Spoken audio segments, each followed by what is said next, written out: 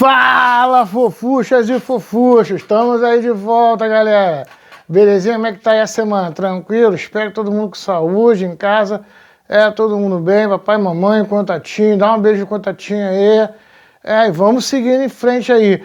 Então, começamos aí a ver a nossa reforma, as reformas protestantes. Vimos aqui reforma protestante, falamos sobre Lutero, toda a influência aí do Renascimento em relação a Lutero, falamos sobre Calvino, e vamos falar agora sobre a reforma anglicana na Inglaterra. Vai falar sobre reforma anglicana na Inglaterra e contra-reforma. A gente vai ver aqui o que a Igreja Católica faz, qual é o rebote aí da Igreja Católica com todo esse movimento desse novo cristianismo nascendo na Europa. Quais são as atitudes que a Igreja Católica vai tomar? Na verdade, esse vídeo aí, a gente já tinha até gravado ele, uma parte. Eu comecei a gravar na última aula, só que ele ficou muito grande aí, reparti para virar 2 aulas aí. Ele não está com essa parte agora aí que vai te colocar. O microfone não ficou muito bom, eu dei uma ajeitada no som, tá dando para ouvir, mas eu só peço desculpa a vocês aí, que não tá com a qualidade, porque o captador do microfone não pegou direito. Mas dá para ouvir, eu passei, dá para ouvir bem, só não é aquela qualidade confortável igual essa que a gente está usando aqui do microfone, mas tá tranquilo. Então, vamos dar uma olhadinha agora aí na reforma anglicana, da Igreja Anglicana, a Igreja da Inglaterra, o que acontece para essa reforma acontecer lá, e vamos dar uma olhadinha aí na contra-reforma com a Igreja Católica aí, que vai gerar a Guerra dos 30 anos. Tranquilo, gente? Vamos lá? Partiu! Vamos lá, fofuxa, vou terminar logo isso aí? Beleza, reforma anglicana, estamos chegando aí à última reforma. Depois a gente vê aí o que a Igreja Católica fez e matou a matéria. Reforma anglicana é feita na Inglaterra, na época, em 1534, o rei da Inglaterra, Henrique VIII, a gente vai dar uma olhada aqui, Henrique VIII, ele vai tirar um fightzinho, uma briga aí pau a pau com o Papa Clemente VI. Os dois aí, eles vão entrar em discussão. Vamos entender aí o que aconteceu que levou Henrique VIII e Clemente VI, que antes eram até amigos, entrarem aí numa discussão.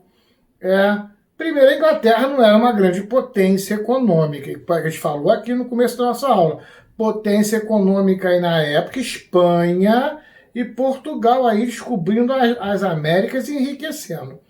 A Inglaterra é uma nação menor. 1/3, como eu falei também no começo da nossa aula, 1/3 do território inglês estava nas mãos, eram terras da Igreja Católica, que mandavam e desmandavam ali dentro da Inglaterra. Outra, Henrique VIII é um imperador, é um rei, absolutista, a gente falou aqui, ele quer mandar, ele não quer, ele fica incomodado com a presença de soldados da Igreja Católica, de Santa Inquisição, Tribunal da Igreja Católica, e o Papa mandando e desmandando dentro do território dele. Isso tudo vai eclodir numa briga ali com a parte da sucessão imperial. Henrique VIII casado com uma rainha espanhola, ele tem vários filhos, mas desses filhos, vários vão morrendo, pelo menos não tem nenhum homem, só ficou aí mulher. Ele percebe que se continuar seguindo esse modelo aí, ele vai ficar sem filho nenhum, a sucessão do trono cai. Então ele faz o quê? Ele pede a Clemente VI para poder casar com Ana Bolena, que seria aí para ele aí a nova esposa dele. Ana Bolena era protestante. Então olha aí que você já tem aí uma coisa não muito interessante aí. E é importante você perceber isso. Ana Bolena era protestante. Beleza. o Clemente VI, lembrando que não existe separação, divórcio dentro da Igreja Católica. Mas o Papa ele tem o poder de anular casamento caso ele acredite que acha alguma coisa errada dentro desse casamento. Vamos sair agora do teórico e ir para a realidade. O Zé da Couve ali da esquina não vai conseguir pedir o Papa para anular casamento. Mas um rei geralmente até conseguia isso. Principalmente na visão aí do Henrique VIII, que era um cara que tinha sua sucessão aí de trono ameaçada. Aí uma coisa que eu não vejo muito se comentar, mas é importante você entender que Clemente VI era parente do rei da Espanha e tinha interesses econômicos profundos com a Espanha, que era um país fortemente católico, e que não ele queria mais que o Henrique mesmo ficasse sem trono, porque aí a esposa espanhola uniria a Espanha à Inglaterra. Olha só, outra coisa importante para você se ligar também é que a Espanha está em pé de guerra com a Inglaterra. Por quê? Porque muitos navios piratas, a gente vai falar sobre isso aqui, muitos navios piratas eles atacavam navios espanhóis que vinham da América com ouro e prata, eles atacavam esses navios e pegavam esse ouro e fugiam para a Inglaterra. Chegava na Inglaterra, dava um terço para o rei e o rei acolhia eles ali. Você vai falar sobre pirata e corsário. O corsário é quando ele tem uma carta de corso, ou seja, quando ele é autorizado a piratear. Agora o pirata não, ele é por conta própria. Então a Espanha fica muito revoltada por esses ataques de piratas e corsários ingleses a os navios aí espanhóis, e já estão lá num pé de guerra aí entre os dois países. E o Clemente, como tinha essas ligações econômicas e familiares com o rei da Espanha, queria mais que o Henrique VIII perdesse mesmo o trono, entendeu? E caísse aí. Henrique VIII, como um rei absolutista, ele junto com a elite, a aristocracia burguesa inglesa, que também estava incomodada com a presença da Igreja Católica ali dentro, e essa quantidade de terra e riqueza que a Igreja queria, eles vão apoiar Henrique VIII, no que a gente chama de ato de supremacia. Em 1534 é assinado o ato de supremacia, onde coloca Henrique VIII como o líder da Igreja cristã dentro da Inglaterra. É criada a Igreja Anglicana, que não muda nada, que não difere nada da Igreja Católica. A única diferença nesse momento aí que o Henrique VIII ele cria, no ato de supremacia, que ele cria a Igreja Anglicana, agora pode existir separação, agora tem um divórcio. Ele vai se divorciar e casa com Ana Bolena, e vai ter a Elizabeth. Outro filme importantíssimo para a gente assistir, vou deixar aqui para você ver, é o filme Elizabeth. Mostra a ascensão de Elizabeth ao poder, mostra essa discussão que a gente está falando aqui agora, que a gente vai falar aqui da reforma anglicana feita pela Elizabeth, como a Elizabeth chega ao poder, as dificuldades que ela vai ter, mostra bem no filme espanhóis e franceses pressionando a Elizabeth para dominar a Inglaterra como um reino fraco na época. Essa pressão que a Elizabeth sofre dos dois lados aí, ela por ser protestante, ser filha de um segundo casamento que a Igreja Católica não reconhecia. Outro filme maneiríssimo para ver, e esse aí é novo está instalando aí as duas rainhas, que vai mostrar a rainha da Escócia e a rainha da Inglaterra, a briga entre Elizabeth e a rainha da Escócia, que era prima dela. No final vai morrer degolada pela própria prima. Vai tentar disputar o poder com a Elizabeth vai ganhar na marra. Elizabeth fortíssima, né? Mas a mulher de punho forte. Vai ser considerada a maior rainha da Inglaterra de todos os tempos. Elizabeth, ela sobe ao trono, é a filha do segundo casamento. A irmã morre, nesse filme mostra a irmã morrendo, complô para se matar a Elizabeth, para tentar ferrar a Elizabeth, mas não consegue. Elizabeth, ela sobe ao trono para governar a Inglaterra e ela malandramente ela vai criar a lei de uniformidade religiosa. Vamos entender. Porque ela estava sofrendo dentro da Inglaterra uma pressão fortíssima. Além de franceses e espanhóis brigando ali, você tinha dentro da Inglaterra católicos que estavam insatisfeitos, porque agora a Igreja Católica ela virou a Igreja Anglicana, está na mão da Elizabeth, e você tem aí os protestantes calvinistas, que querem a derrubada dessa igreja e tudo mais. O que acontece? Eles vivem se engalfinhando. Ela necessita de uma unidade de povo dentro da Inglaterra. Isso é importante entender. Essa uniformidade religiosa da Elizabeth, ela traz uniformidade para o povo, para criar a ideia desse nacionalismo, todo mundo junto com o mesmo pensamento. Então, o que ela vai fazer? Ela pega essa igreja anglicana do pai, que não é uma igreja aceita nem por católicos, nem por protestantes, que você vê lá aquela igreja, ela acaba não sendo aquilo que ninguém esperava, e ela vai fazer uma reforma dentro dessa igreja. Principais características dessa reforma. Vamos lá. Os rituais católicos continuam ainda os mesmos. Ela deixa os rituais católicos ocorrerem.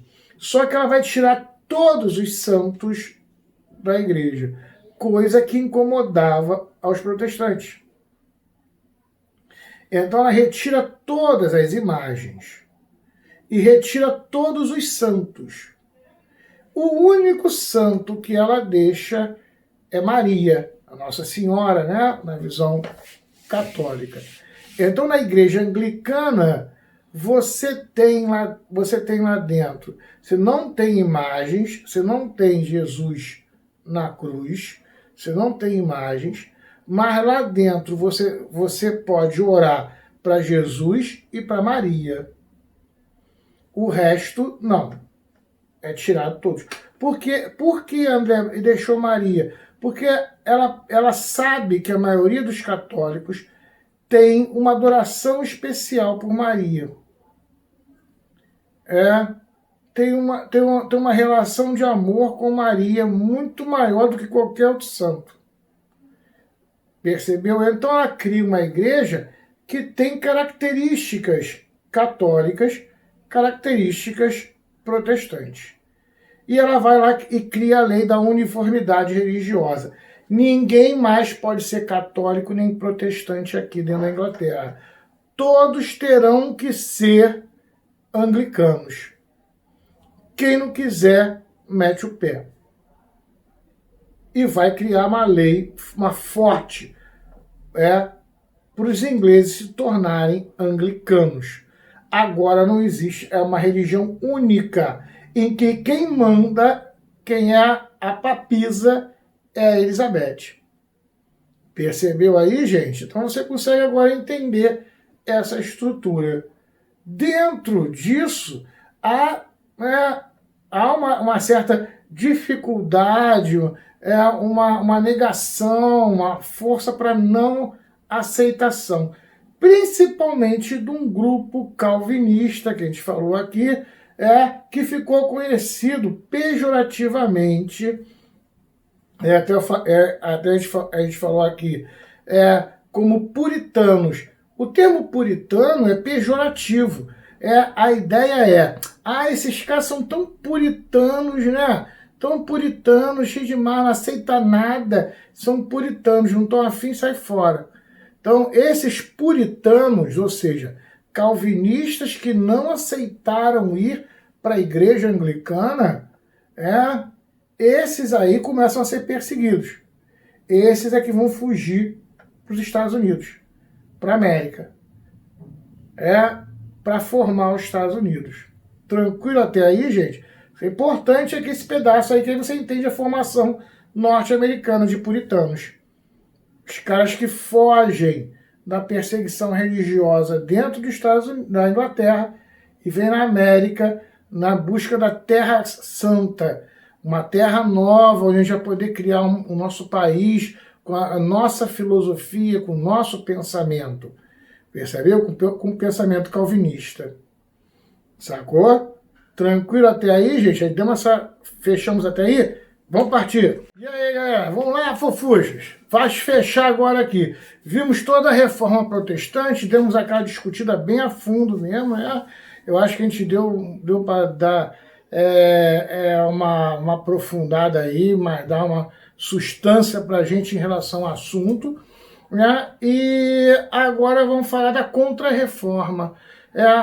Posições que a Igreja Católica tomou em relação a esse avanço do protestantismo no mundo. É lógico que as ações da Igreja Católica vão ser ações de tentar acabar. A base mesmo é acabar com o protestantismo, um ataque ao protestantismo. A gente vai falar aqui, daqui a pouco a gente fala da guerra lá dos 30 anos.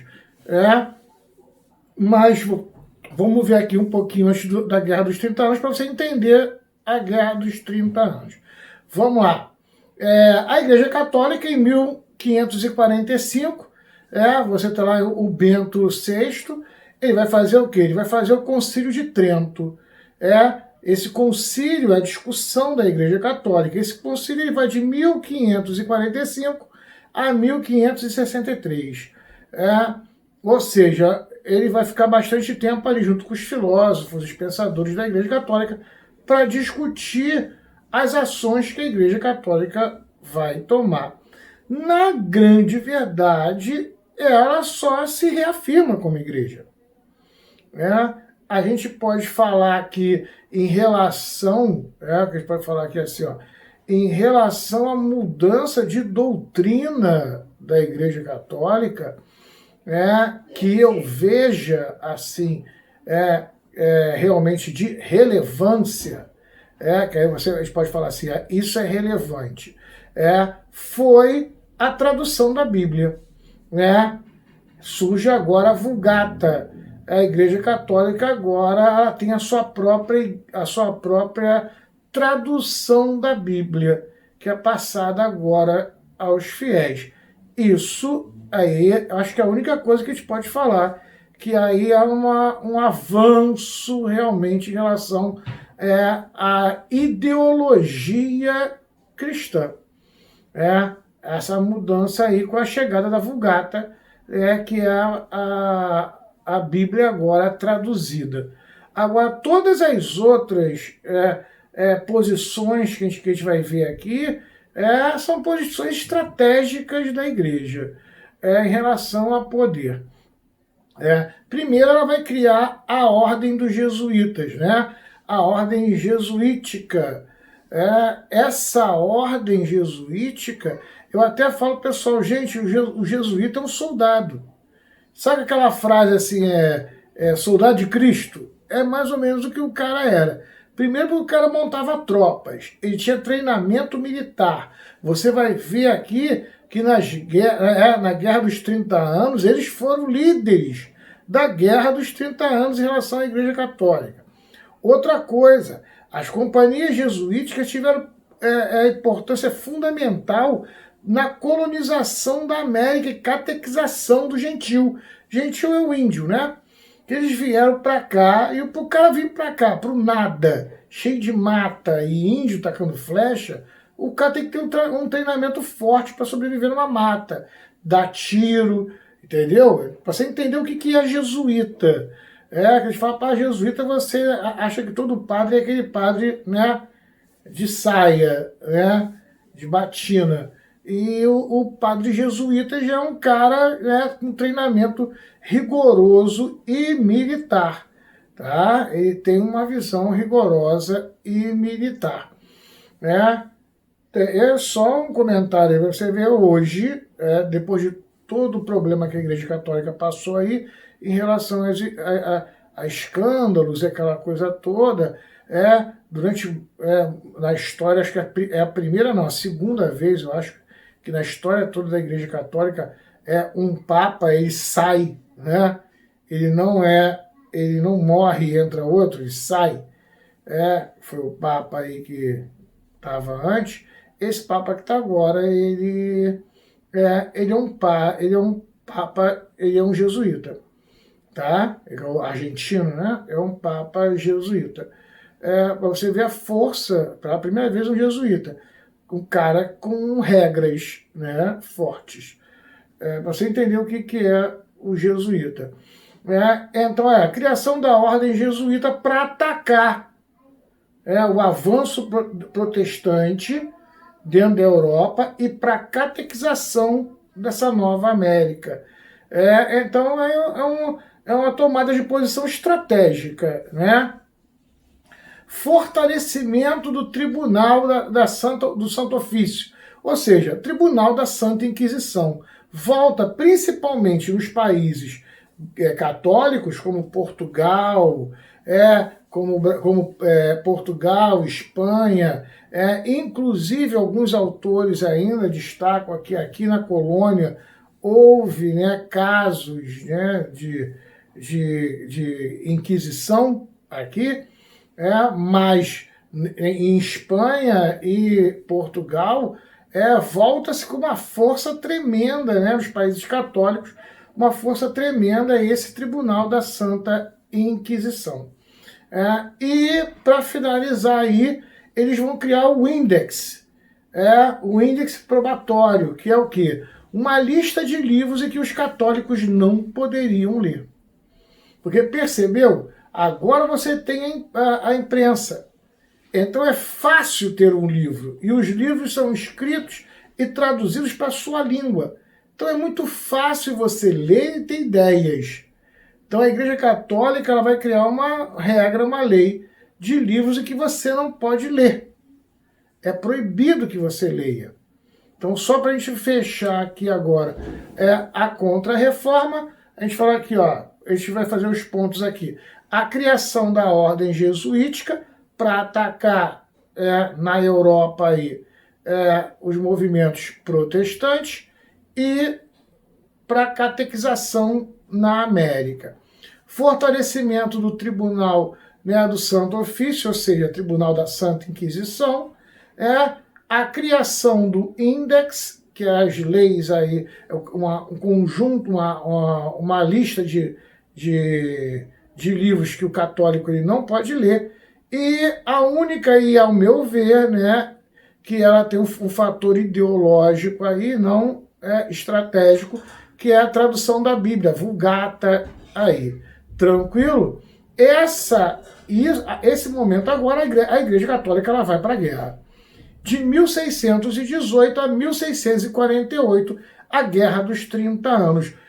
Quais países lutaram, André? Um monte de países lutou. Um monte de reinozinho lutou. Protestantes contra católicos.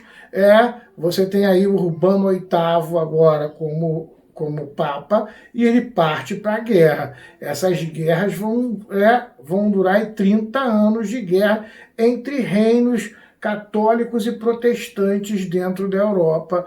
Essa briga aí na Europa vai durar 30 anos e vai ser uma batalha aí sangrenta, tá? Tranquilo aí, gente? Fechamos então aí? Beleza, então. Esse pedaço do conteúdo tá fechado. Tem exercício aí na apostila, pode fazer o exercíciozinho, depois a gente vai estar corrigindo. Gente, espero que esteja tudo bem na casa de vocês, todo mundo com saúde. Lembre-se, o cuidado que você tem com a sua saúde vai refletir e garantir a saúde dos pais de vocês, dos idosos que estão à sua volta e que você ama. Cuidar da sua saúde é cuidar das pessoas ao redor que você ama. Então fique esperto aí, não tem vacina, fica de olho na Organização Mundial de Saúde, tá? Tranquilo até aí, gente? Então, um beijo. Fui!